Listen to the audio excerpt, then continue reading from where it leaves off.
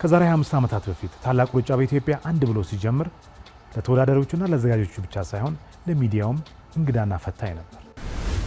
አንድን ሩጫ ከተለያየ ቦታ ምስልና ድምፅ ሳይቆራረጥ በቀጥታ ስርጭት ለተመልካቾች ማድረስ ፈታኙ ነገር እሱ ነበር።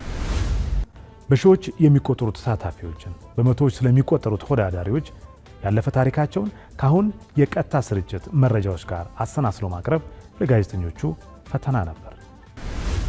ሺዎች እየሮጡበት ሚሊዮኖች ደግሞ እንዲወዱት እንዲዝናኑበት በማድረግ ላለፉት 25 ዓመታት የኢትዮጵያ ብሮድካስቲንግ ኮርፖሬሽን አብሮ ነበር። የአፍሪካ ግዙፉ የጎዳና ሩጫ ታላቁ ሩጫ በኢትዮጵያ ዘንድሮም ከነ ሙሉ ድምቀቱና ክብሩ የኢትዮጵያ ብሮድካስቲንግ ኮርፖሬሽን 25ኛውን ውድድር ወደ እናንተ ለማድረስ በተሻለ ጥራት ዝግጅቱን አጠናቋል።